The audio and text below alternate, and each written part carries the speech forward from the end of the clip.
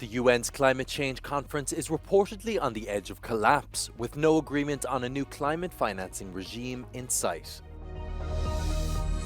Warsaw Mayor Rafał Trzaskowski has been chosen by Tusk's civil coalition for next year's presidential election. The EU's top diplomat was the keynote speaker at a conference promoting a two-state solution between Israel and Palestine. As diplomats scrambled to broker a ceasefire, at least 11 people were killed by Israeli airstrikes in Central Beirut.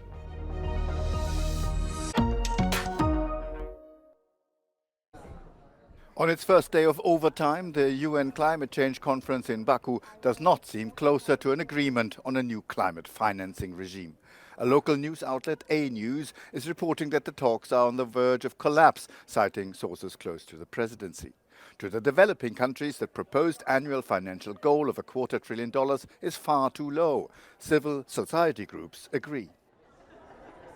What we see on the table from 2 days ago is that especially member states such as European Union is only willing to dedicate over 200 billion, and starting from 2035 its implementation phase. This is not what we advocated for, and we feel utterly ashamed of the current state of progress. The final plenary session, now scheduled for 7 o'clock in the evening local time, should reveal the fate of COP29, if indeed it takes place. It had been announced for Friday evening already, only to be cancelled shortly afterwards.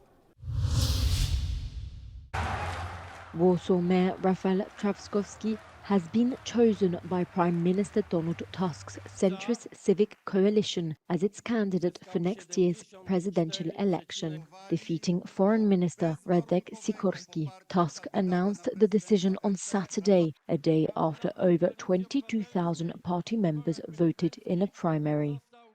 According to the Prime Minister, Trzaskowski won nearly 75% of the votes, and Sikorski slightly over 25%. The primary process distinguishes Tusk's party from its main rival, the National Conservative Law and Justice Party, as their candidate will be hand-picked by leader Jarosław Kaczyński.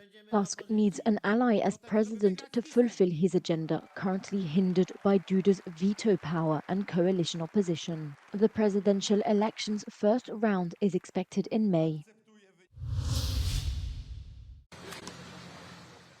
The EU's outgoing top foreign diplomat met with Israeli and Palestinian representatives, promoting a two-state solution known as the Geneva Initiative in Cyprus. Talks come amidst the background of a catastrophic situation in Gaza and military escalation in Lebanon, where he headed to afterwards. Every day there is a toll of innocent civilians being killed. I am getting tired of issuing a statement every day, expressing concern for the people that were killed yesterday, 31 days, 40 the following day, 90 the following day. A ceasefire is absolutely needed. Borrell underscored the fact that both Palestinians and Israelis gathering and trying to imagine how to overcome the situation has a strong value, saying those at the event were on the right side of history. At least 11 people were killed and dozens injured after Israeli airstrikes devastated parts of central Beirut, with diplomats scrambling to broker a ceasefire in the country.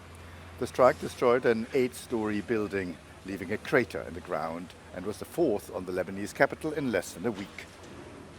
Lebanon's civil defense said the reported death toll was provisional, as emergency responders were still digging through the rubble looking for survivors. A separate drone strike in the southern port city of Tyre killed one person and injured another, according to the state-run national news agency. The news comes as heavy ground fighting between Israeli forces and Hezbollah militants continues in southern Lebanon, with Israeli troops pushing farther from the border. A US envoy traveled to the region earlier this week in an attempt to broker a ceasefire between Israel and Hezbollah, claiming a truce was within grasp.